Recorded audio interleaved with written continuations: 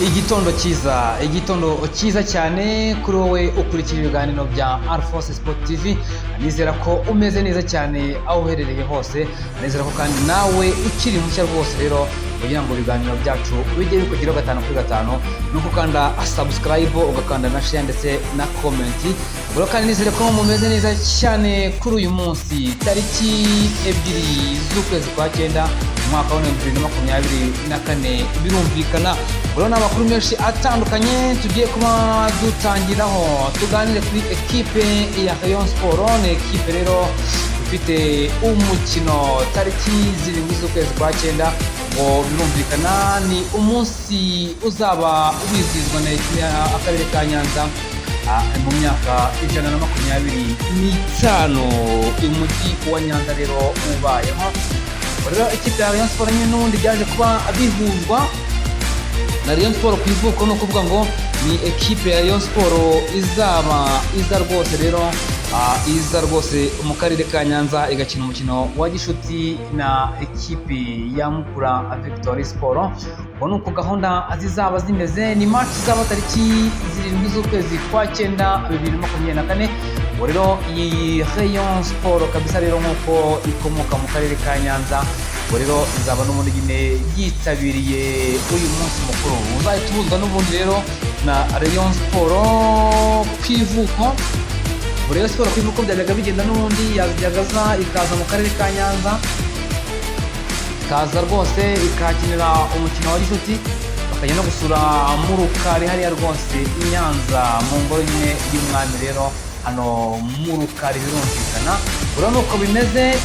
Ubwo tariki 7 z'ukwezi kwa 9 ikipe ya Rayon Sport izabona n'ikipe ya Mukura Victory Sport, babihuza nyine n'uyu munsi Nyanza rwose rero izaba yizizamo imyaka 125 nk'uko rwose rero uyu mujyi waje kuba ushyirwaho mu mwaka w'1899 umurwa rwose, cyangwa se waje kuwushyirwaho n'umwami Yuhi Musinga, aza kuba rero awugira umurwa mukuru w'u Rwanda.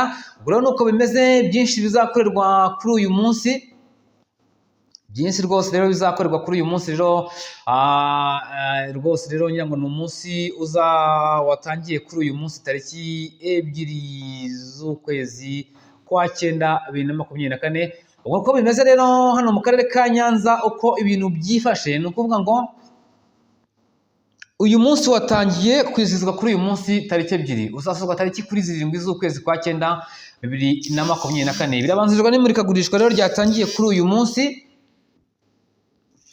Ubwo ni ukuvuga ngo ni imurikagurishwa riraza kuba nyine ribera hariya mu ngoro y'abami mu Rukari ndetse no ku rukiko rw'umwami Mutara wa gatatu Rudahigwa. Mu gihe kandi tariki 5 z'ukwezi kwa 9 hazabaho gusura ahantu ndangamurage, ubwo ni mu mujyi wa Nyanza ndetse no mu nkengero zawo. Tariki 6 z'ukwezi kwa 9 habeho urugendo ku magare cyangwa se isiganwa ry'amagare ndetse n'umutambagiro, ubwo bizaba bibera nyine mu mujyi wa Nyanza ndetse no mu nkengero zawo. Tariki 7 z'ukwezi kwa 9 habeho imikino gakondo bizabera cyangwa se izabera ku ngoro y'abami mu Rukari. Ubwo muri iyo mikino harimo imikino igiye itandukanye, harimo imikino rwose igiye itandukanye, harimo kumasha ndetse n'ibindi bigiye bitandukanye, hakabamo no gukirana.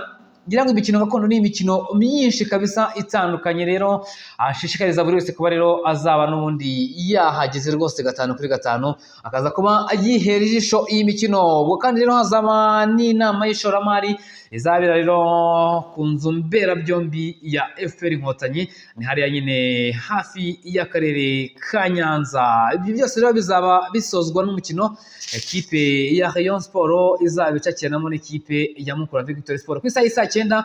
Umukino uzabera kuri stade ya Nyanza. Birumvikana hanyuma yaho rero habe igitaramo rero kizabera ku ngoro y'abami mu Rukari.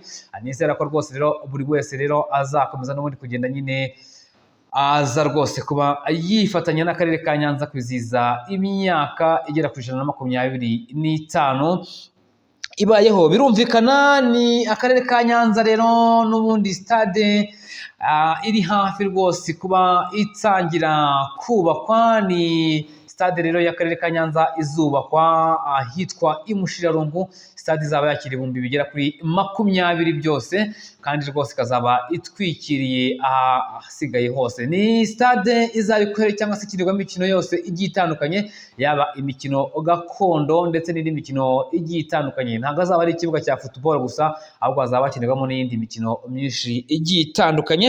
Ubwo rero tunyuze no mu yandi makuru atandukanye, ekipe ya APR Basketball Club yaje kongera rwose rero gutsinda ekipe ya Abavandimwe.